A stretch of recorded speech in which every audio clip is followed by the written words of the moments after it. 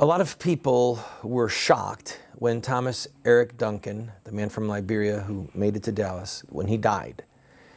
And I know I was.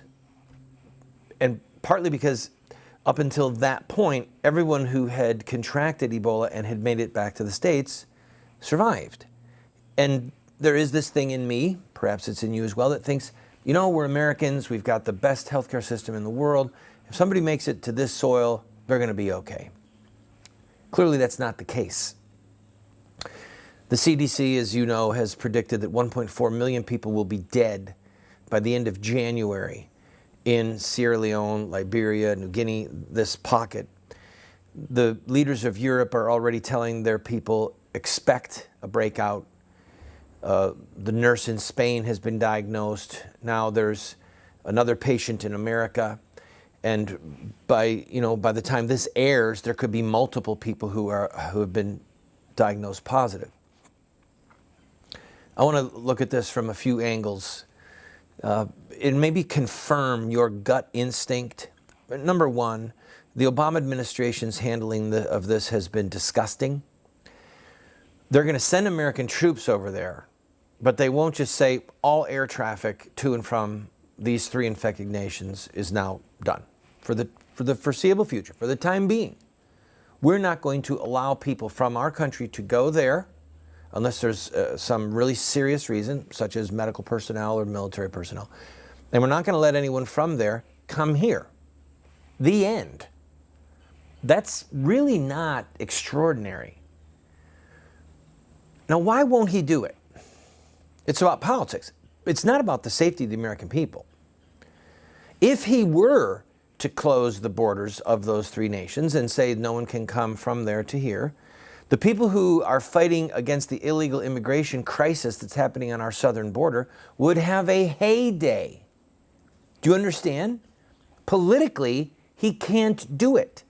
Because they'll say, well, look, if you can stop people from coming from these three nations that clearly pose a threat to the health and well-being of our country, why aren't you willing to deal with the influx of millions of people on our southern border who also clearly pose a risk? Perhaps with terrorism, for certain with drug gangs, perhaps with Ebola. I mean, just wait until the first Mexican cases of Ebola are confirmed, okay? Just wait until the first cases from Central America are confirmed. And those people that are riding these trains north are bringing the virus with them. The Obama administration has been, as I said, despicable in this. And it's worth you saying that. And it's worth you juxtaposing those 2 points.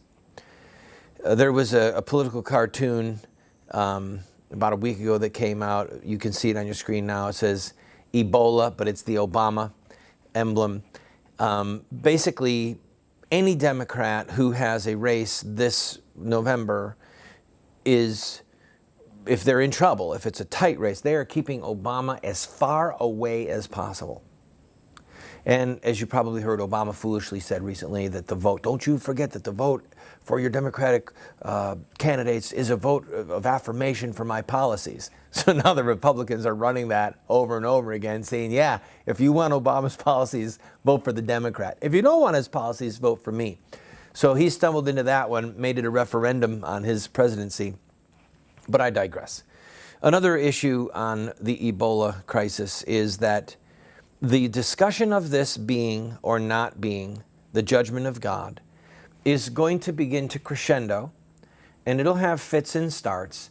And depending partly on who carries the water for whether or not this is the judgment of God in the affirmative, that will depend on how much traction it gets. But do I think that this is the judgment of God? I don't know. Can I read Deuteronomy chapter 28? Can I read Leviticus chapter 18?